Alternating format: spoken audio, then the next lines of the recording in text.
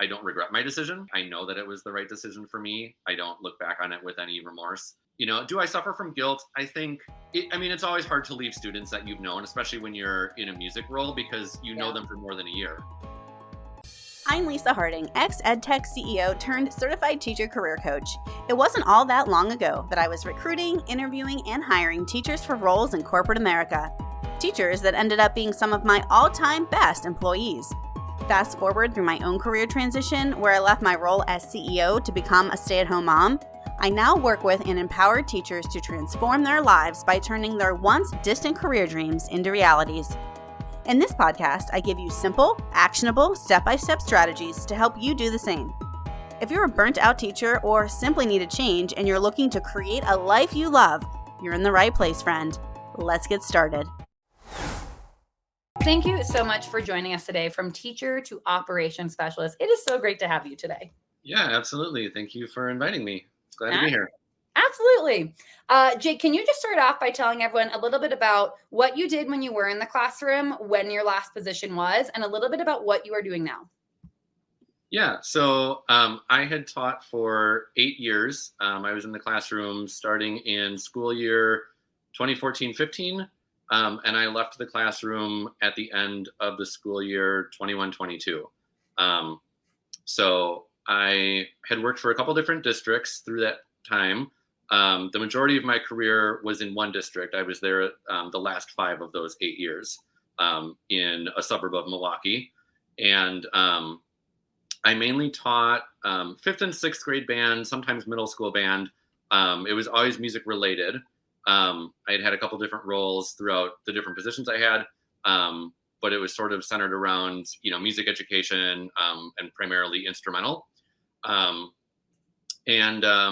So after I left, I work in the private sector now.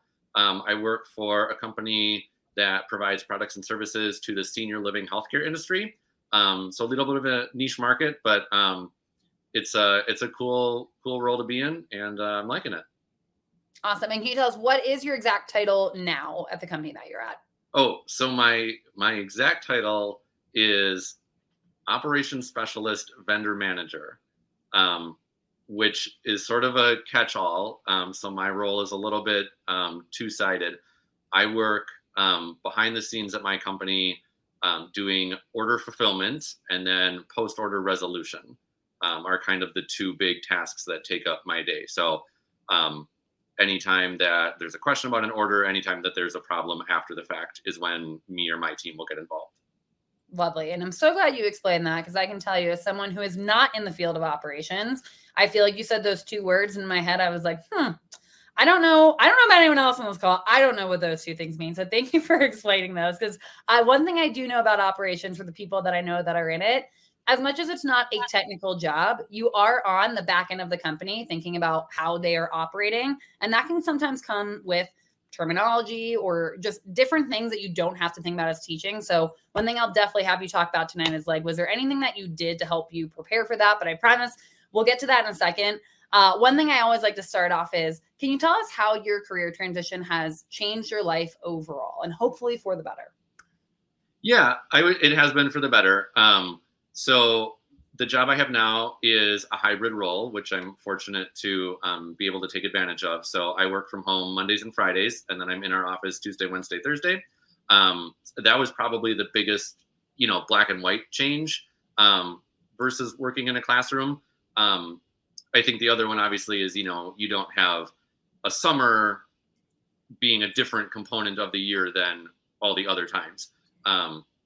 Having said that, though, I think that, when you're able to take PTO any time of year, as opposed to, the 3rd week in March, summer, and then between Christmas and New Year's, like, that opens up a lot of opportunity as well. And for me, that was a big deal to be able to, take advantage of having some time off on some, what I would have before considered, some very non-traditional times.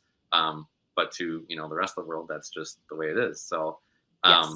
that was fortunate as well.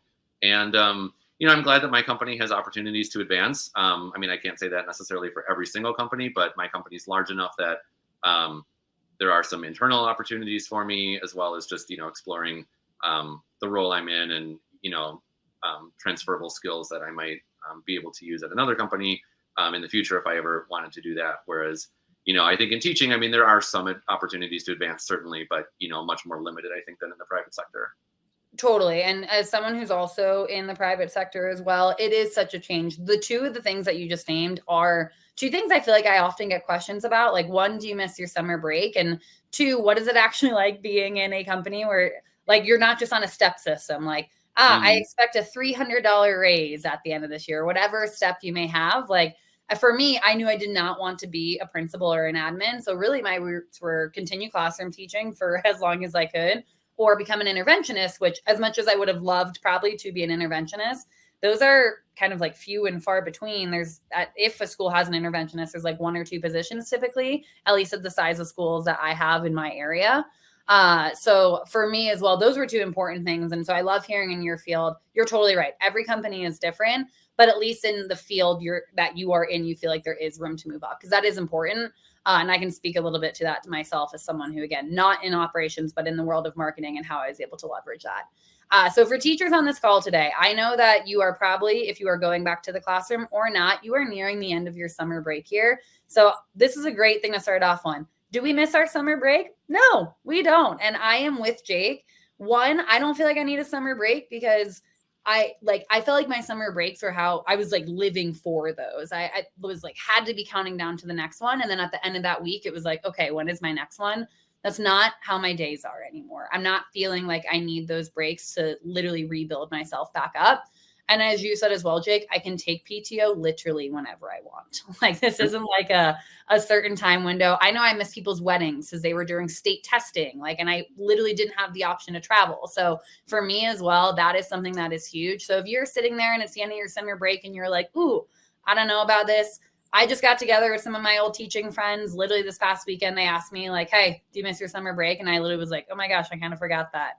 That's like ending right now, isn't it? Like, my brain wasn't even thinking about that. So don't worry, everyone. No, you do not miss your summer break. Like yesterday. Well, I always supplemented my income by working during the summer, right? Too. So for me, it really wasn't very much different.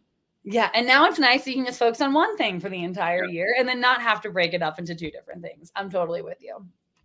So Jay, can you then talk a little bit about your mindset of why you decided to leave? Because I know in talking with you, you said you did for a while have like a pretty good setup. So what is it that finally prompted you to be like, now is the time for me to make this change?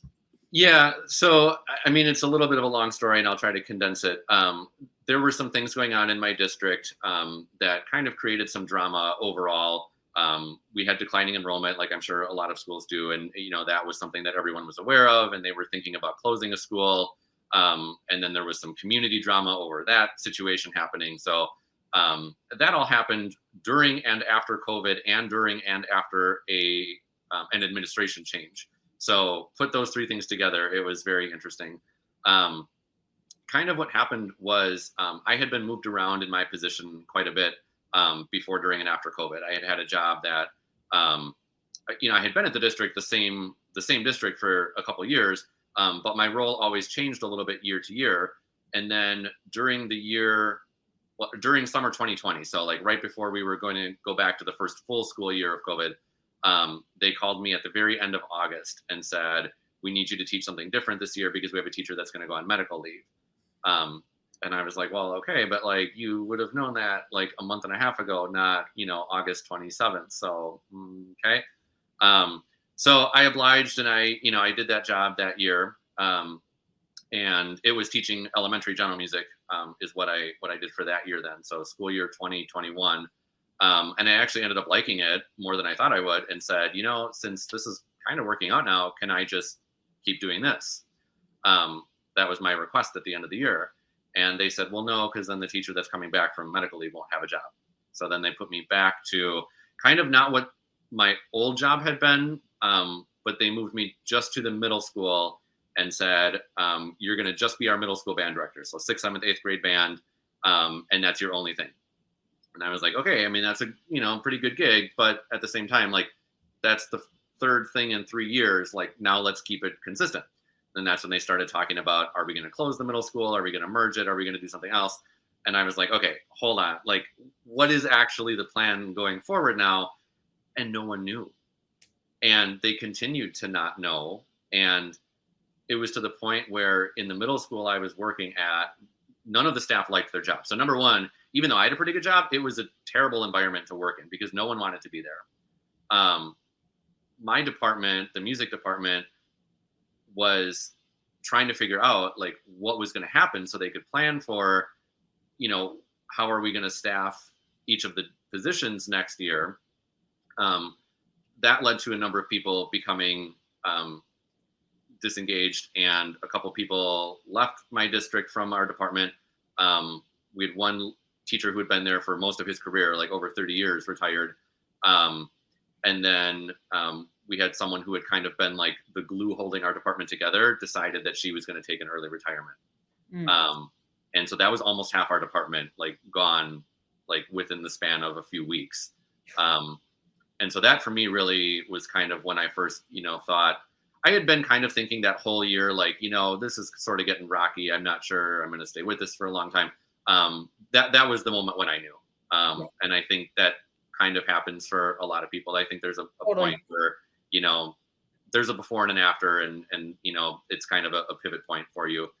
And just to see what the district would say, I said, well, if this school is going to close that I'm at now, and if you're going to move me to a new position next year, I want to know what that position is by the time I need to sign my contract, because I'm not just going to sign a contract to come back to do some job. I want to know what it is. I think that's a reasonable ask. I thought so too. And they said, okay, we're going to try to let you know, but we might not know. We're not sure. We'll get back to you if we can. And the day to turn in contracts came and went, and that was it. And I walked my contract into district office, and I checked the no box, and I walked out.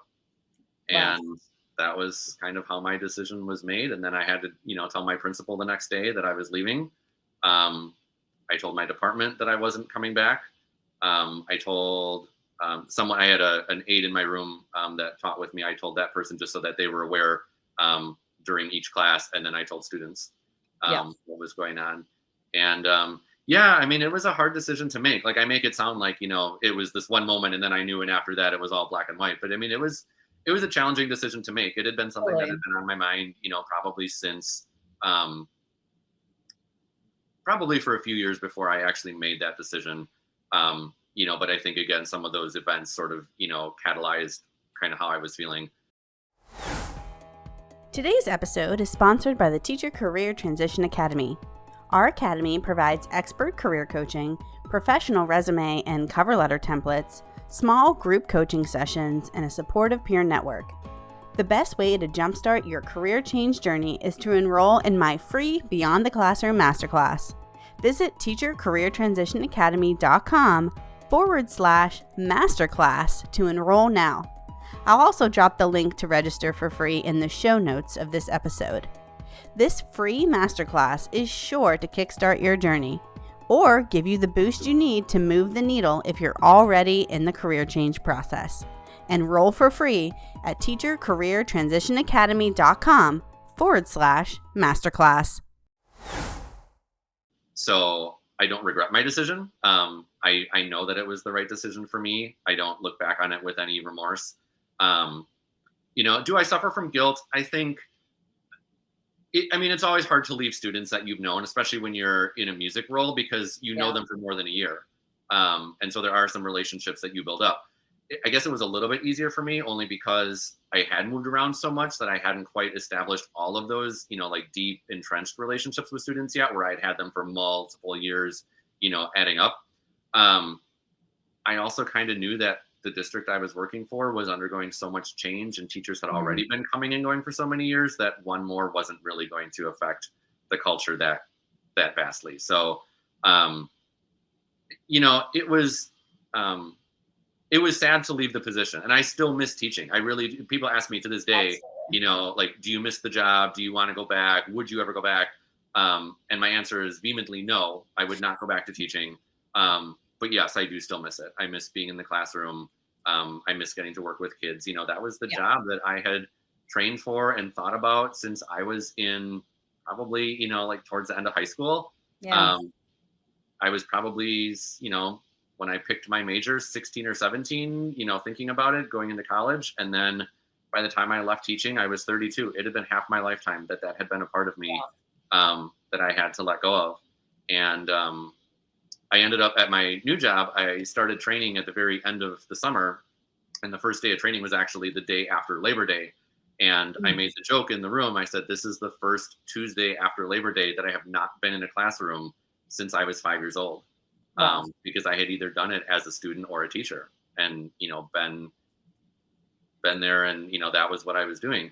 And so it was a big shift. And it took me a long time to kind of get a handle on the shift and how to manage it. I think for a while I sort of just coasted and okay, I'm just going to settle into this new role. I'm just going to figure out what I'm doing. And that was kind of what I told myself going into it as well. Like, I didn't set myself up for, I need to find a job that's going to be my career now until I retire. Like, it was very much this, Totally. I'm going to find something to pay the bills and decide what I want to do. And then, I was fortunate enough that where I ended up was a job I liked. And, like I was saying, it did present some opportunity, or it does present some opportunities for me to grow within where I'm at now. So, kind of ended up deciding to stay there. And then it really wasn't until after that point, kind of recently, like in the last, 6 months to a year, where I've really I feel like my lifestyle has changed now a little bit. Because before it was like, okay, now I work 9 to 5 year round, but I didn't know how to do that until Totally. I met other people who did it for a long time. And then I was like, oh, this is how, oh, I can join that, I can do 2 or 3 things every week after school, and I'm not going to be too exhausted to participate in that many things. I can join, rec league this and club that, and volunteer here a night a week. Sure, that'll all work. Whereas when I was teaching, I was so exhausted at the end of the day that those things weren't. I mean, I could have done that, but they wouldn't have been very good options for me. And I think we can all relate to do things like that, and sort of create more of an intentional life than I had before, I think is one of the biggest changes. I love the way that you phrase that, more of an intentional life, because of course it depends on what role everyone chooses to move into. But I really don't know many careers that people are probably transitioning into that are going to be more demanding than teaching. People are likely ending up in roles that are going to be less demanding. I also love that you named that. Honestly, it does not matter how long you've been in the classroom, how you're even feeling mentally right now. It is always a hard decision to decide, this is it. I am making the choice to leave. So for people that are here on this call that are been hearing the whispers for a while, maybe those whispers are getting louder. Listen to the whispers, because it is not easy to decide that you want to go. And you may determine at the end of the day that it is best for you to stay. But know that if you don't dive in and really sit with some of those feelings, you're not going to really know if you want to change careers. And then if you do and you make that choice, I'm going to tell you now, there are going to be times that you think it and you're like, do I need to go back? And Jake, I think this happened to you, right? Because I know you left without having a job lined up. And as it was getting closer, you were like, do I need to go back? Can you actually speak to that? Because that is very real. And like I said, I know we're getting back to back to school time. That's the part I left out. So when I left teaching, I left obviously, May, June time. And I started applying for jobs, pretty much right away. And at the time, 2022 was kind of that post-COVID, every employer was screaming for, warm bodies. And so that was part of why I was like, okay, I can make this work. I can talk myself into a job that, pays the bills. That'll be fine. And then I had a number of interviews, and I had a number of second interviews and ones that went well. But I had yet to receive a formal offer from anyone. And it was kind of late July. And I was sort of like, okay, well, now I only have a month left. What am I going to do if I don't have anything lined up? And it just so happened that a friend of mine works for MPS, Milwaukee Public Schools. And she's in a role where she said, if you're looking for a job, we'll put you in a school that's you'll be able to manage. It's not going to be, a terrible placement. We'll make sure you're supported. If you need a job, just let me know. And that was what I did. And I actually, I verbally agreed to a job with MPS around the beginning of August. Because I didn't have anything else lined up. And I was like, okay, well, I guess I'm going to go back to the classroom. At least it's not the district I had been at. MPS, I mean, I don't know how much it makes the national news, but it's it's the biggest school district in Wisconsin. There's drama inherently, like, all the time. Yep. So, I wasn't thrilled about it, but I was like, okay, they're well funded. They had recently passed a referendum specifically related to the arts. I was like, okay, my job is at least secure enough for, the next couple of years. Like, they're not going to lay me off. It'll be all right. And it was around a week or two later that the job I'm at now emailed me and said, oh, sorry, the hiring manager had COVID. That was why they hadn't responded to you for the last couple of weeks. They were catching up. We'd like to offer you this job.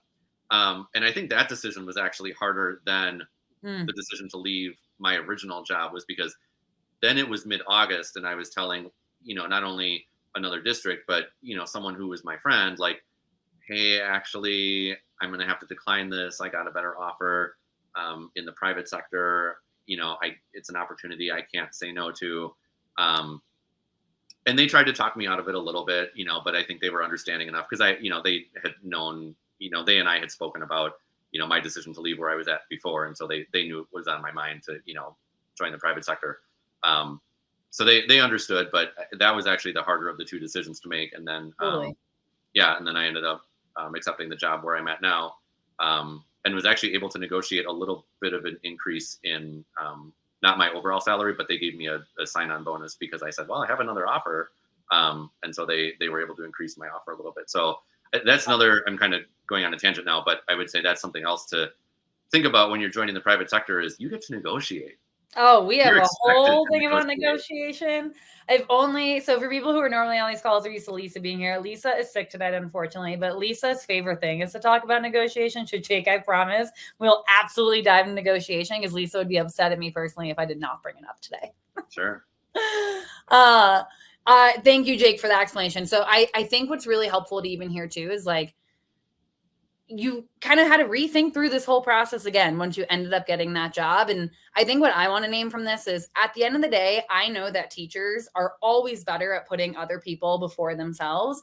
And I need to remind everyone here that it is okay to put yourself first. When it is coming to this transition, if you are like, I know this is what I need to do, Jake had the option to go back to school or to leave the sector. And like, I know in my head too, that decision would have weighed really hard on me. But you do absolutely, once you commit, you just got to commit and then realize you can always go back. Like, as we know where education is, if you're a year in, 6 months in, and you're like, you know what, I think I need to go back, like, options are going to be there. So like I said, it may not be right for everyone, and that's totally fine. It is going to be hard, but I promise you everything will happen for a reason. Jake, it sounds like that's exactly what happened with you. Like, there was an explanation. It may not have felt like in the moment things were happening for a reason, but they did absolutely happen for a reason. And now you are where you are today and like living, it sounds like, your best life. At least that's what I'm hoping for you. And speaking of that job, can you start diving in, telling us more about like, what is the nitty gritty of operations? And for people out here thinking about like, is this a career path I want to go into? Like, dive in and just tell us what is going on. And I should plug right now, chats, I see them. I promise I got them either in my head or written down. I promise we will get to them. So keep sending them in and I will make sure that they are answered tonight. So thank you for the people who are starting to flood that chat. So I will pass it back to you, Jake. Tell us about operations. Yeah. So I guess I'll start with a little bit of how I ended up applying for the specific job I did. So I was actually recruited by my company, not for the job I'm in now, but to do a part-time job that I don't even recall what it was for. And I emailed the recruiter back and I said, I really appreciate you reaching out, because I had put on LinkedIn, I was open to, I think they found me that way. I said, thank you very much for the offer, but I just can't take something part-time. I would need full-time, in order to support myself. If you have anything full-time and you're willing to discuss that with me, let me know. And they said, oh, well, yeah, actually, we might, we'll get back to you in a month. And so that was actually how I was presented with the job description of what I do now. Another point I think is important to add, that the summer job I was talking about that I worked in was, I worked for a company that I was in a customer service role during the summers. And so I had a little bit of background. Like, I had worked for a private company before, in the private sector. Like, I had that experience, and that's kind of what my role is a little bit now. Is I do customer service, like I said, front end and back end of orders and purchases. So being able to talk to customers, not being afraid to get on the phone, having the acumen of, I know how to give people bad news. I know how to negotiate with people. I know how to solve problems. I know how to think on my feet. All of the skills that you do every day when you're a teacher that you don't even think about, like that companies are looking for, like that was kind of what I presented. And I was like, guys, if I can manage a room of 50 kids with noisemakers, I can manage whatever the task is that you're wanting me to do for you. So that was kind of like what I would say in interviews. Yeah, I mean, like now what my day-to-day job is it's largely email based. We use email in a ticketing system. And I basically respond to requests to solve problems is essentially what I do. This order can't be placed the way it was, like identify what needs to change in order to get that order to fulfill. And I do that. I work with, our transportation sector to reroute shipments, to figure out when something gets lost, where it is and how to get it back to where it's supposed to go. I work with customers to return things. I work with customers when things break and they need to be fixed. I work with the manufacturers regarding warranty. I work with service providers. So I'm kind of the nucleus in the center of, all of these other people that my company works with, making sure that everything stays on track. So another, I guess, cute way to put it sometimes I'll tell people is I used to make children behave and now I make adults behave. So honestly, that's most of the private sector. It really is. Yep. Yeah. I would say my job is the same way, and I do marketing. It's all about adults behaving. I'm with you on that. Yep. Well, friends, that concludes part 1 of this teacher career transition story. But there's a lot more valuable information coming your way in part 2 that you don't want to miss. So check out our channel for part 2. And remember, friends, the journey is just the beginning. Embrace the adventure.